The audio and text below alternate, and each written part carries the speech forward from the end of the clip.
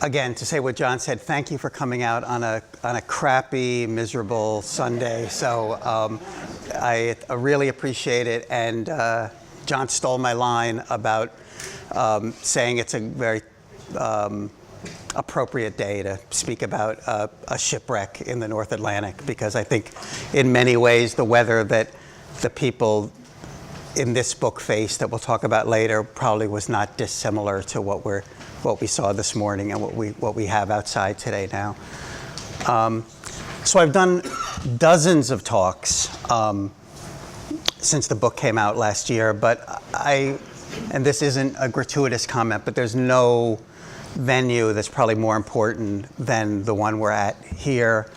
It's a real great honor for me to be back at the Nye homestead, where, if not to the day, very close, about 3 years ago, was my first meeting with John and Nils to launch the research into this book. So it's, again, a great honor, and I think both John and Nils and the other folks who are caretakers of the Nye story deserve applause themselves.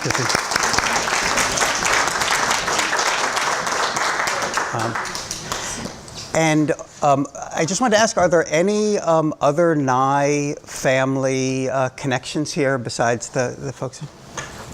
Wow, excellent. Well, I'm sure I'm not telling you guys anything you don't know, but you come from a very illustrious line of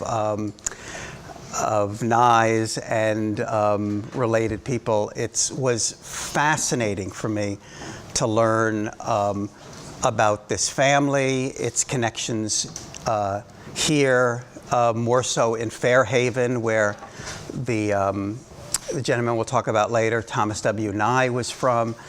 But again, the deeper I dug into the Nye family story, the more incredible it was. I mean, we had, or you, the people who raised their hands, have relatives who married people from the Donner Party. They were envoys to China. They were whale ship owners, whalers in their own right, merchant seamen, just an incredible family tale. And this is just one of them, one of many, many stories that I think other authors probably will do in the future on the Nyes. And in that vein, I mean, this is something that a passage of the book I've never had to use before, but I think it's appropriate to do it now. I just wanted to read a couple paragraphs sort of in honor of the Nye family and the whole Nye story. And this is a part of the book where I'm kind of stepping back and talking about the whole Nye story. Nyes were officers and foot soldiers in the Revolutionary War. In the War of 1812, a regiment from Sandwich, the Cape Cod town where the Nyes first set roots, included 17 privates named Nye. A Nye was among the prominent American merchants in China, in California's Yuba Valley. When it was part of Mexico, a Nye fought on the Mexican side against the Anglo rebels, and later married a member of the disaster-haunted Donner Party, as I mentioned. Thomas W., the sailor we'll talk about here. His great-grandfather, Captain Obed Nye, launched some of the first New Bedford trading ships. His grandmother, the former Hannah Hathaway, had a family tree that included the old Nantucket whaling clan, the Starbucks, and also included the island's Quaker sage, a woman named Great Mary Coffin. And I can go on, but it just gives a taste of the incredible family story that's embedded in the Nye name, and is, again, I hope I did well in bringing out this one story from a really illustrious line. So while we're talking about Thomas W. Nye, let's begin, I guess, as I kind of done in other talks, with just trying to do a little time travel, I guess, and go back to 1856 and kind of imagine what transatlantic travel was like then. And I mean, in the best of circumstances, it was an ordeal, especially traveling in winter and especially traveling from Europe to the eastern seaboard. There's ice, storms churning up the coast, any number of hazards along the way. And these journeys took 4, 5, 6, sometimes even 7 weeks. This was also an era in the mid-19th century. It was an era of rapid innovation in the maritime world. So it was sort of the end of the sailing ship, I guess you could say, and the beginning of the steamship. But at this era, 1856, I'm talking about specifically, but more general in the mid-19th century, it's a transitional era. And we'll see this reflected a little bit more in the story. But for most people, and especially the poor or poorer immigrants, the option was still the sailing ship and making the passage in steerage. And I think we sometimes make jokes about steerage and talk about coach class and flying economy and stuff. But boy, when you research it, it carries such a different meaning for me, steerage, now after researching this book, at just how incredibly grim and what hardships and what an ordeal it was for these immigrants to be coming over on ships like the one we'll talk about coming up. They were literally sealed off many times, because when the weather was bad, they'd have to batten down the hatches. So you'd be in a space more narrow than this, probably, dark, fetid, people getting sick, always the fear of typhus, the things jostling around, people scared, screaming. And let me just read a tiny bit from a description of what it was like crossing the Atlantic in the mid-19th century. The air in steerage was weirdly stagnant. Even as the winds howled just above, the stench quickly grew overpowering. The unmistakable acid-sweet smell of vomit infused every corner. If you couldn't get to the deck, the only place to retch was in your berth or onto the floor. Washing up was out of the question. The only way to do that was on deck with a bucket and some fat and lye soap. The two latrines for more than 120 people were simple holes that emptied into the bilge water, which was a horrific concoction of waste and runoff that sloshed in the hold below the steerage compartment. Rags soaked in vinegar were provided for common use as stand-ins for toilet paper. Once in a while, the first mate would send down an unlucky crew member with a hot iron poker dipped in tar. You can imagine that. The acrid fumes were intended to mask the putrid odors in steerage. So that, it's pretty awful, right? And so never complain when you're on JetBlue or anything. So the ship, I wanted to set it up in that way to get to the story at hand. And the ship we're talking about, in fact, I'm trying an experiment. Usually I show the slides at the end, but Nils and I are trying to team up to do them along the way. So they might not flow exactly with the story, but we're trying our best. So if you try the next one too, I think it's another scene. These are archival images of Liverpool just about the time of this story, the 1855, 1854.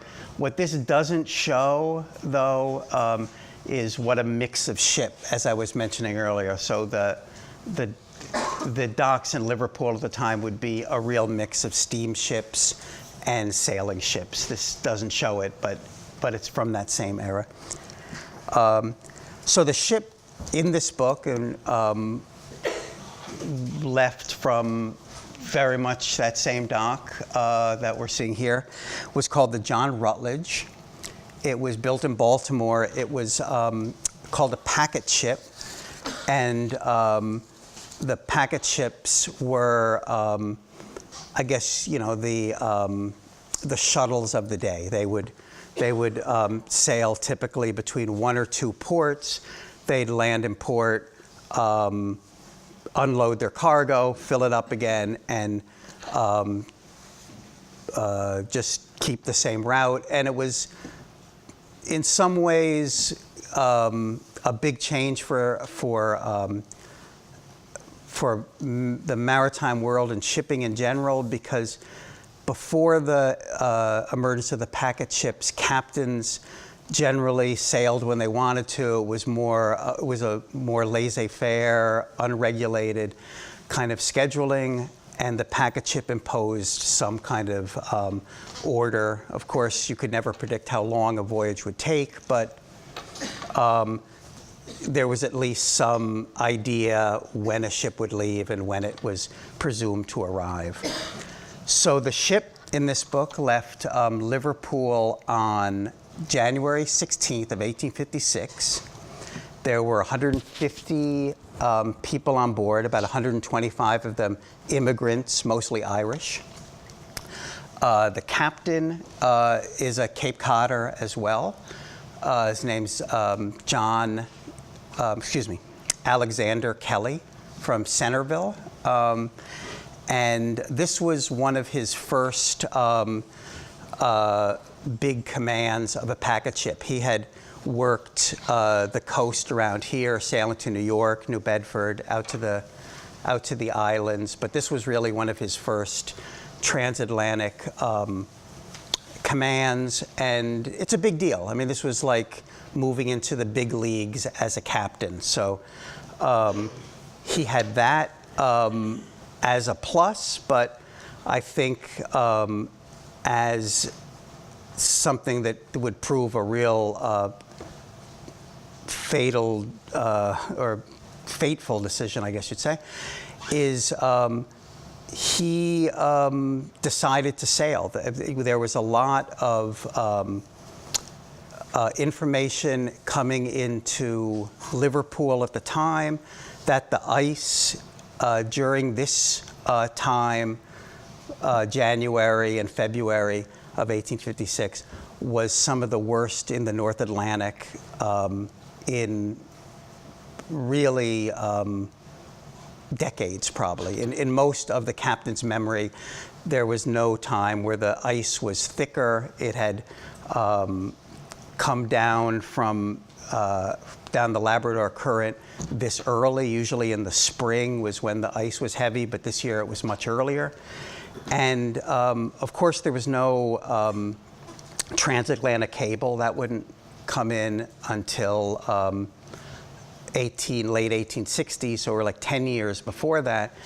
So the way captains found out about ice conditions was basically anecdotally. A captain would come into port in Liverpool and say, I saw this many icebergs, the seas were like this. And of course, this was not current information, but it was the best they had to go on. And of course, the captains landing in ports like Boston and New York would be telling the U.S. fleet the same thing. So anyway, it's January, mid-January, and captains are arriving in Liverpool saying the ice is really bad. Be careful. Some shipping lines decided not to sail. Some, on this information, decided to maybe try a more southerly route for whatever reason. And I kind of think, in some ways, it might have been the pressure on the captain to show that he could do a fast run, and he wasn't intimidated by the weather, because of course he was a newly named captain trying to impress the ship owners. He decided to go for it. So they're out in the mid-Atlantic, end of January. Still, the weather's really bad, but nothing catastrophic yet. As I was mentioning, the people in steerage are pretty much locked up because the hatches were sealed. They're being jostled around. One, kind of as an aside, but I think it's really sort of interesting, is like in any endeavor, guidebooks and pamphlets and all these things were published to help immigrants coming to the U.S. Make the journey, but also how to figure out how to deal with immigration on this end, and just like a general sort of how to emigrate to the States. And in one of them, I thought was pretty good advice. They said, get down into steerage early and get a top bunk, because when people start getting seasick, you don't want to be on the bottom bunk, which is, I thought was pretty spot on advice. So here we have the John Rutledge. It's now we're into the latter half of February. They've been out 6 weeks, and they've moved about more than halfway across the Atlantic, and they're entering this area that's called Ice Alley, which it still is called that. And this is where the ice shears off the Greenland ice sheets, gets into the Labrador Current, which flows down between Greenland and Canada, and the ice goes to the east of Newfoundland, and this is an area where the Titanic went down, and hundreds and hundreds of ships have met their fate in this area. And the Rutledge now is moving into this area. They've just crossed a place called the Flemish Cap, which is a main fishing area, and it sort of marks the beginning of the most dangerous stretch of the North Atlantic. It's at this ice alley. And let me just read. Nils, why don't you go to the next one and we'll see what's there. I kind of forgot the order. This is, it's hard to see, of course, but as I was saying about the packet ships earlier, this is an advertisement from the mid-1850s, and you see, if you can read it, it says proposed dates of sailing. And again, it gives a kind of general date of when people would expect the ship to sail and when it would arrive in the next generation. And here we go for Ice Alley. And this was a map right of that era, and where you see the Great Banks, Grand Banks, that's pretty much the path of the ice as well. It kind of arcs around Newfoundland until it goes to maybe even with Nova Scotia, and then that's where it sort of ends. So here's the last entry of the ship John Rutledge as it's moving into this really perilous stretch of ice. And also it's worth noting that not only is this area super perilous because of the ice, it's also where the Gulf Stream and the Labrador Current intersect, so it churns up amazing fog, like thick fog that will be in weird patches. I'm not sure why this happens, but there'll be areas of super dense fog and then clear conditions and fog again. So it has this kind of trickery about it where captains, especially back then when there was no radar or anything, they'd be in clear sailing and then a fog bank would just come up on them. So there was no kind of way to anticipate whether a day was going to be a foggy day or not, because the fog was so patchy and hard to predict. So it's February 19th of 1856, and the first mate of the John Rutledge writes in his logbook, at 8, saw a large field of ice ahead, tried to steer clear of it, but there being little wind, it got down to the ship before we could get past it. And the wind dying away, we could not steer clear. At 11, the ship was completely wedged in drift ice and very large icebergs in all directions. And the breeze springing right aft, there was no alternative but to proceed through it. The farther we got in, the thicker the ice got, and the greater the number of icebergs. Midnight, so he's writing this chronologically. Midnight, light winds, and the ship making very little headway through ice. 4, meaning 4 a.m., the same. 8, steady breeze, and the ship making more headway, past some very large icebergs. At 9, all there is an I, and that's it, and that's where the logbook ends. And I assume that he was trying to write ice or iceberg with that I, but that was it, and that was the last entry of the ship. And what happened next sets in motion the whole story of Thomas Nye and the whole survival epic that I kind of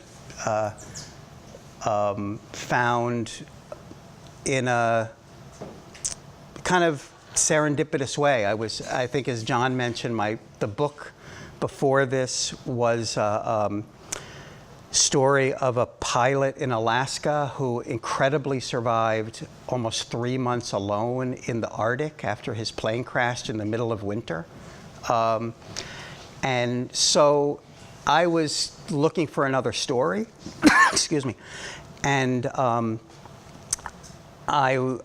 we have a house in Centerville, and I was across the street at the Centerville Historical Museum, and there was a shipwreck exhibit, and there was a throwaway line about the Rutledge. Not a throwaway line in the sense it wasn't important, but it was just a one-line reference to this ship and the fact there was only one survivor, and that what led me to John and what led me to the Nyes and what led me to this story. And this is from a newspaper called Leslie's Illustrated News, a British paper in this is from April of 1856, after the word of Nye's story got out, and this is their depiction of what it was like on the boat, and their depiction of what the ship looked like, probably hitting the iceberg. And what happened was the bow of the ship, either the sea ice rammed the ship or the ship hit the ice. It's a little unclear, but it tore through the front of the ship under the waterline. There were some attempts to keep it from sinking. They went down and tried to cram mattresses and some of the cargo to block the damage, but that was kind of very futile because the water was rushing in.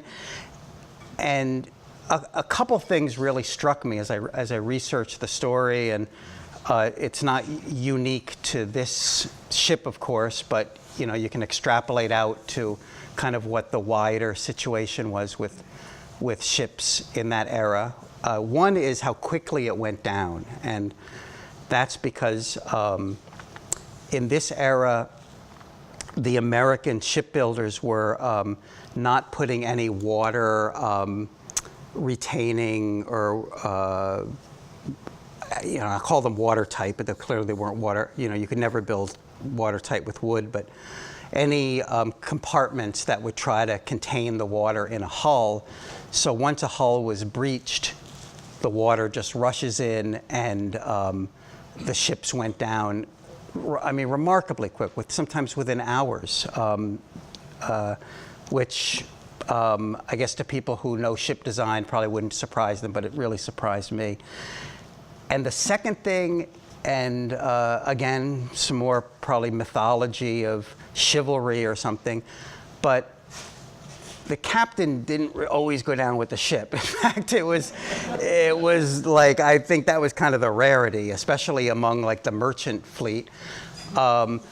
There's tons of stories of the crew elbowing out passengers, the captain being the first one to bolt off the ship. I mean, the chaos on this ship was pretty typical, I think, of a lot of situations then. And in fact, a few years before this ship went down, there was this real kind of notorious and scandalous story about another ship where all the men got off, but the women and children were almost exclusively the ones who perished. So it blew a hole in that whole idea of, orderly evacuations of ships and the stoic captain. I'm sure that happened, but not always,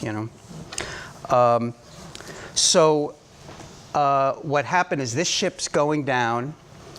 There were 5 lifeboats. And again, the crew, some of the crew was off in lifeboat 1, some more in lifeboat 2. Whoever could muscle their way got on the lifeboats. And what was happening, of course, since it was so chaotic, people were, who made it onto the lifeboats, of course, were like, okay, let's launch the lifeboat, and we don't want any more people on it. So the lifeboats were getting off not full. And probably even in the best of circumstances, not everyone would have made it off. I said there was like 150 people, and maybe in the calmest of seas and the most orderly of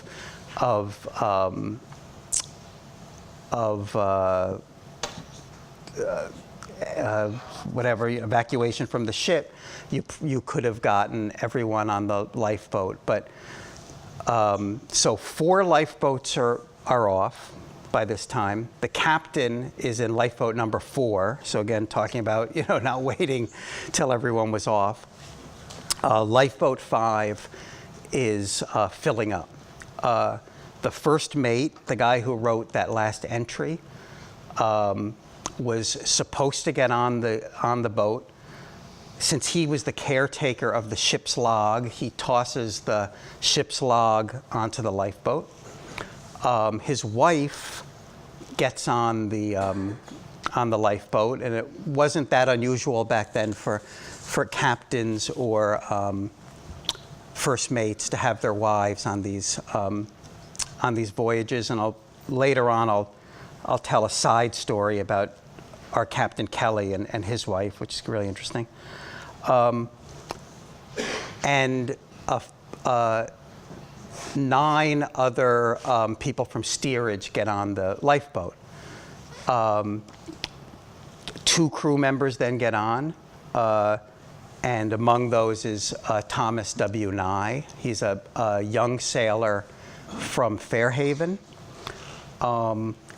And Nils and I have talked about this a little bit before.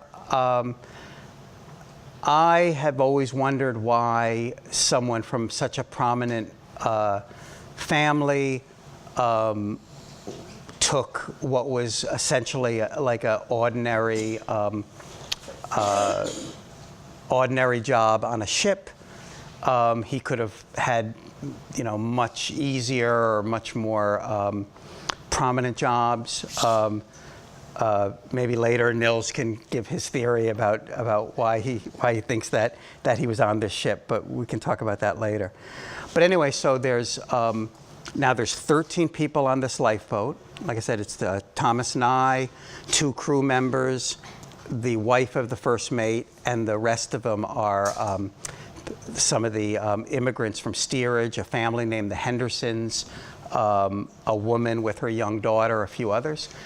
And the first mate was about to get on, and for reasons, again, that are lost in time, he decided to do something back on the ship. The ship's half underwater by now. He left to go back to do something. There's still 30 people on the deck of this ship. So it's possible he went to maybe bring someone else to this lifeboat or encourage more to come. But because of the way the ship was listing and because of the seas, the lifeboat snaps off. The first mate doesn't make it off, nor do 30 other people. And there's a lifeboat now with 13 people on it, Thomas Nye included, and that's the last lifeboat off. They drift into the fog. Their other lifeboat, the other lifeboats are yelling to try to find the others, but they all drift apart. The ship, we don't know when, but presumably within a few hours is gone, taking with all the people who didn't make it off with them. This is where the survival story begins, but it also kind of opens a whole nother story in this book, where we have 13 people in a 22, I don't know if that's 22 feet, but imagine, I guess it's close to it. So 13 people in an open lifeboat, very much like this. And again, what kind of fascinated me a little bit as a psychological profile is, unlike some survival stories that we've all read in different cases, there was no real collective decisions made. I mean, it was not a group of people who kind of rallied together and said, wow, we're in this probably a situation that's very unlikely we'll survive, but maybe if we rally together, we can overcome it somehow. I think there was almost none of that. From the beginning, they were bickering. They were gulping the little water they had. They had about a gallon of water. They had some provisions. They called them ship's biscuits. They're like hardtack, like they used to have in the Civil War. They started hoarding that. No leadership emerged. The wife of the first mate kind of was an imperious sort of woman, and she was thinking that she should be in charge, but she knew nothing about anything on how to survive in the open sea. So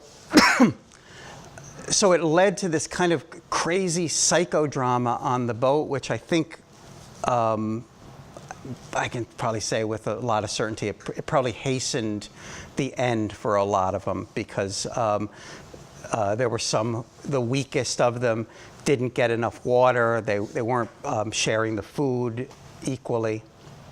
So one by one, they start dying. Soon the water is depleted. Around day 4, there's about 9 or 10 of them left. And then this is where the story takes another turn. not for the good. They thirst took over and they start drinking seawater, which I mean, you know, anyone who knows even the slightest bit about surviving at sea knows this is a death sentence. You're not going to bounce back once you start drinking a significant amount of seawater. And what I didn't know, I mean, I knew in a general sense the physical reaction to it and the dehydration it causes and how your body reacts to this huge influx of salt. But what I didn't know was how it has it affects the mind. It brings on hallucinations, crazy mood swings, super erratic behavior. So among these survivors, not only had they been kind of fighting from the beginning, now they're literally fighting. They start attacking each other. One guy starts ripping out the hair of his wife. One of the crew members bites, like takes a huge bite out of the arm of the first mate's wife. So this whole thing is not only are these poor people, you know, on death's door, but now they're having hallucinations and fighting. And our guy, Thomas Nye, 22 years old, and I attribute some of this to the fact his family had such a close relationship with the sea, and he grew up around people who knew what they were doing.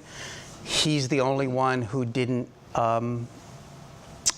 drink the seawater, and that was a decision that saved his life for sure. He, I don't know if from knowledge or just intuitively or just guesswork, but he was breaking off the whatever icicles formed on the ship. And of course, even sea ice water, once it's frozen, a lot of the salt ions are leached out. So it tastes salty, but it's not the same level as drinking straight up seawater. And he was able to keep his head and keep, you know, kind of revert to survival mode in his own right. I think as this whole chaos was unfolding on the boat, he was setting his mind to saying, I'm going to just worry about myself. And this is, I think, what kind of typified this whole ordeal they had on this boat, because everyone was out for themselves. And I'm not sure they would have survived with a collective spirit, but couldn't have hurt, and it couldn't have gotten any worse anyway, I guess you could probably say. As I mentioned, Nils, why don't you try the next thing and we'll see who's there. Okay, so this is Ezra Nye. He was a really prominent, wait a minute. Yes, this is Ezra Nye. He was a very prominent sea captain from Fairhaven, where Thomas W. grew up. And he was like a big celebrity in his day. He had some of the fastest Atlantic crossings on a steamship and so forth. And, you know, just kind of, probably should have shown this slide earlier. But anyway, he's part of this, you know, great tradition of seafaring people from the Nye branch in Fairhaven. But anyway, I attribute Thomas W.'s relationship to people like him probably for his decision not to drink the seawater. So as I mentioned earlier, the ice during this period was like super intense. There were some reports of 300-foot bergs, a lot of drift ice. They're smaller icebergs that they call them, even today, they call them growlers, which I think is a great name. I'm not sure where it came from, but the conditions were incredibly perilous. And not only did the John Rutledge go down, but 3 other ships went down during the same stretch. And it was, at least for loss of life, it was the worst, most deadly stretch of time for probably 50 years. More than 850 people lost their lives. One of them was a steamship called the Pacific, which was in the command of another famous captain from Cape Cod, a guy named Asa Eldridge. I think if you go to the next slide, that might even be him. No, this is Thomas W.'s uncle, who was also named Thomas Nye. And maybe the next slide is Asa Eldridge.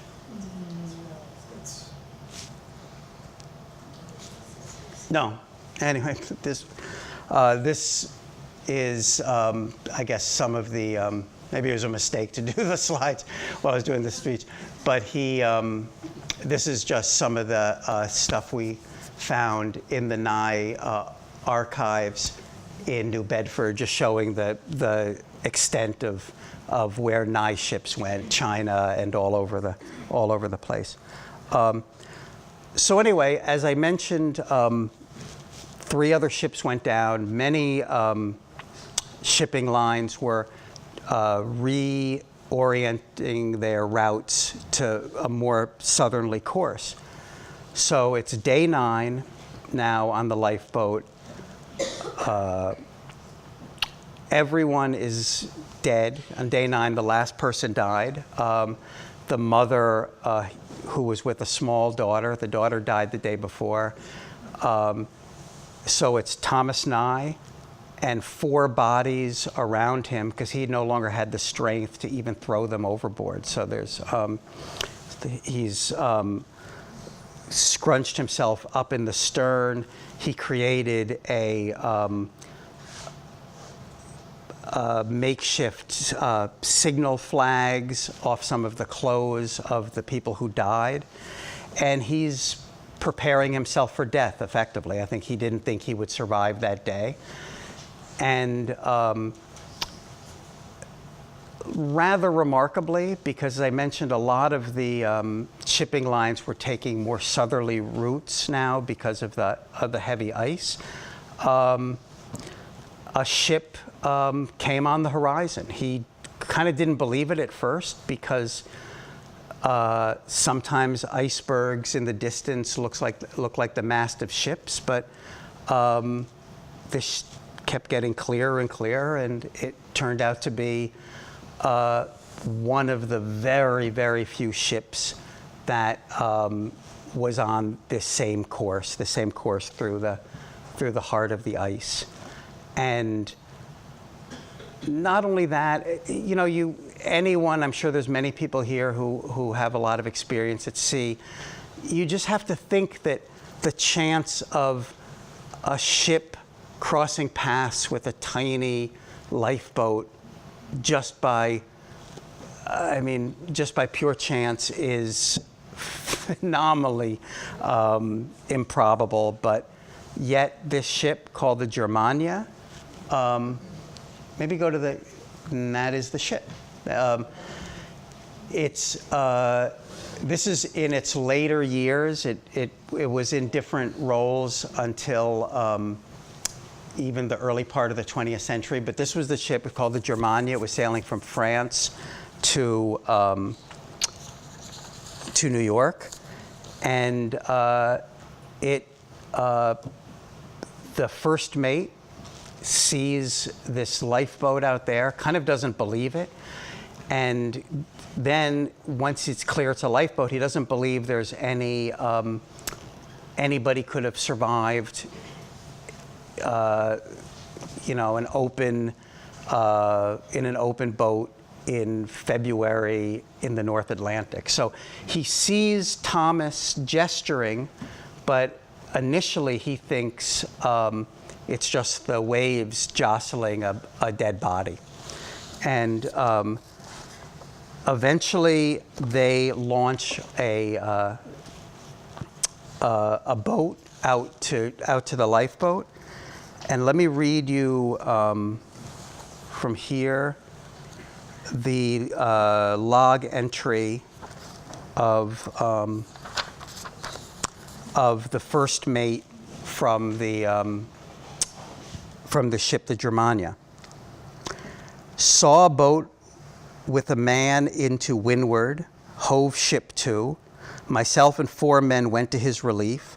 Found him to be one of the boys of the ship John Rutledge, bound from Liverpool to New York, which was lost in an immense field of ice on the evening of Thursday, 19th of February.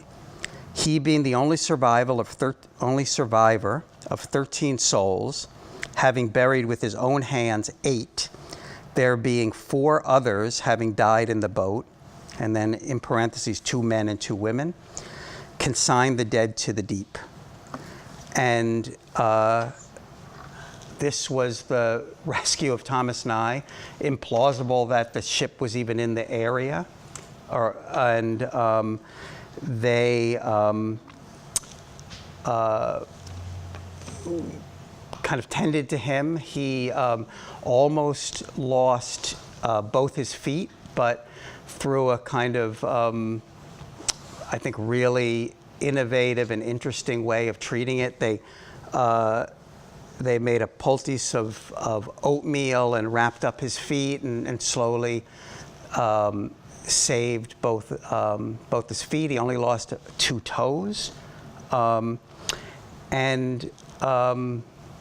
never went back to sea, which I think is probably not surprising. He spent his career on land and working in other things. I can talk about that later in questions if you want. But you know, in addition to the story that we just sort of outlined about this one incredible rescue, I hope people from this book take away something else as well, which is just how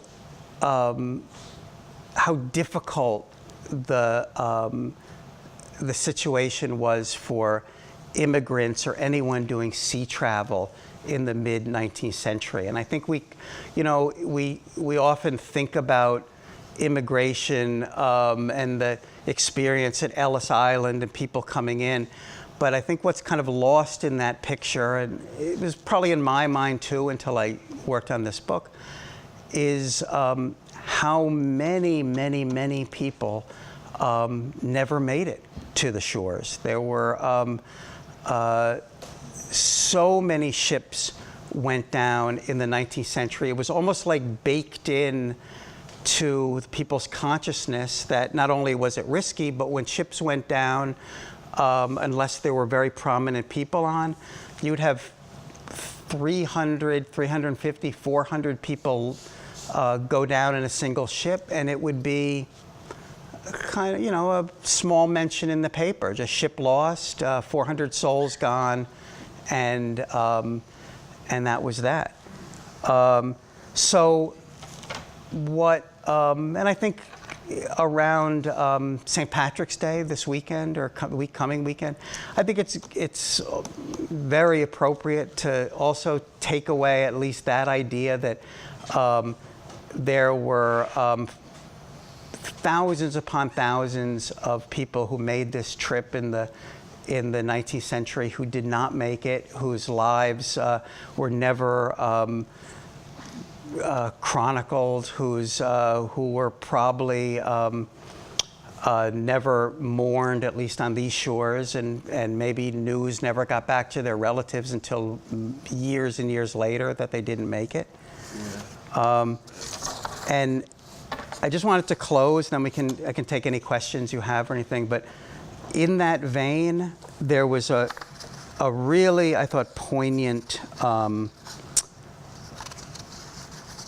observation by a newspaper in Pittsburgh, so not even near the coast, but still, about how society back in the 19th century dealt with the constant tragedies at sea, and especially the loss of life of lots of immigrants who, of course, were whose lives didn't, make headlines, or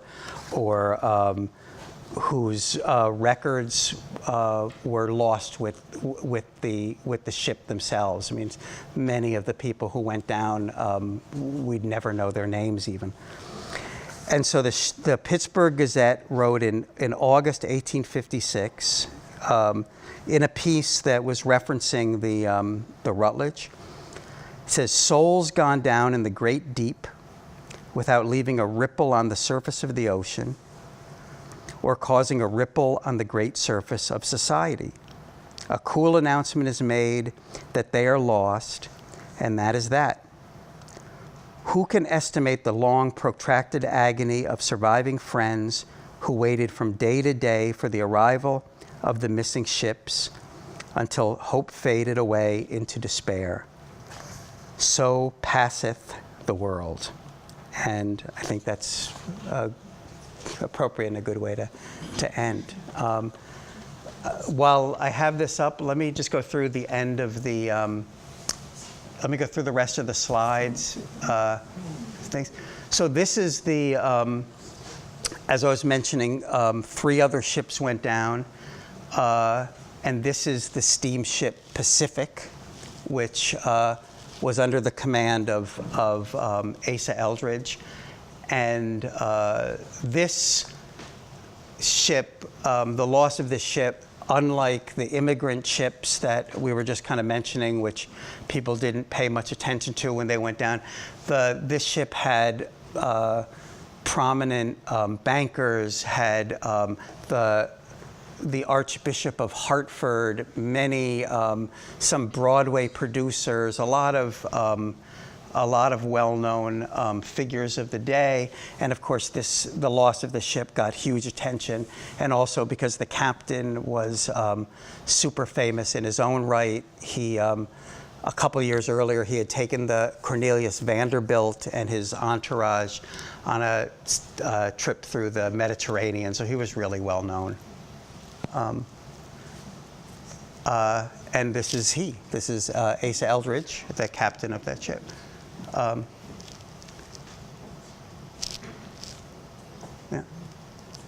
This is the house in Fairhaven where Thomas Nye lived in his later years. As I mentioned, he never went back to sea, which is pretty understandable, I guess. And he worked in a grocery store. He was the town constable. He got married much later in life. And this was the house that he lived in on Main Street in Fairhaven, which is still there, of course, but probably looks very similar to how it did when he was living there. He died in 1905. And this is his grave, and there's a part in the epilogue of the book. I mentioned this the time I visited the grave for the first time, and what really struck me is I very much assumed that his grave would be sort of neglected and forgotten because the Nyes, even though they were once very prominent in Fairhaven, have dispersed to other places. There's not, they don't have the same cachet in town as they used to. And I kind of thought that would be reflected in his grave, that would be untended and unloved. But someone, I think probably not too far before I visited, had left a stone on top as a remembrance. So there's other people out there than I thinking about Thomas W. Nye, which I thought was really touching. And the next one. This is Centerville. Maybe some people recognize it. This is the B&B. It's a B&B now, of course, but when this was the house of Alexander Kelly, who was the captain of the John Rutledge, and again, not an unusual story for that period of time. He was among 10 children. Only Alexander and his brother lived to adulthood. All his other brothers and sisters had died in infancy or very young. And this is his grave, and you can't really see it well, but it says "Lost at Sea," and this is in the Congregational cemetery. It's a cemetery behind the Congregational Church in Centerville. And if you, like any cemetery on Cape Cod, as you all know, if you stroll through this and you look, and there's dozens of, maybe more, headstones of people who were lost at sea. This, again, not a great slide, but it's, you probably can't see it on top, but this was decades after,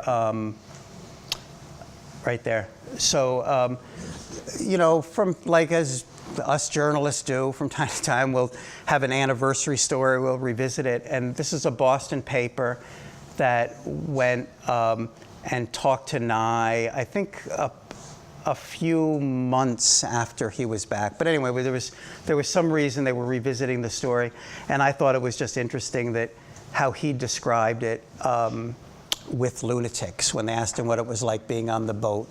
And he said it was like being on a boat with lunatics. So, and I think this is the last slide, but I think this sums up a lot of what we were talking about. The pressures on sea captains, especially in the packet ship era, to forge ahead, don't keep the ship in port, get out there. And this is an illustration from a London paper right from this era. I think this is from 1857, of, that captains were, the whole idea was that, that people will risk it all because the ship owners and the freight handlers and everyone else was putting a lot of pressure on people to sail when they probably shouldn't have. And I think that might be it. That's it. So thanks again for coming, and I'd be happy to take any questions.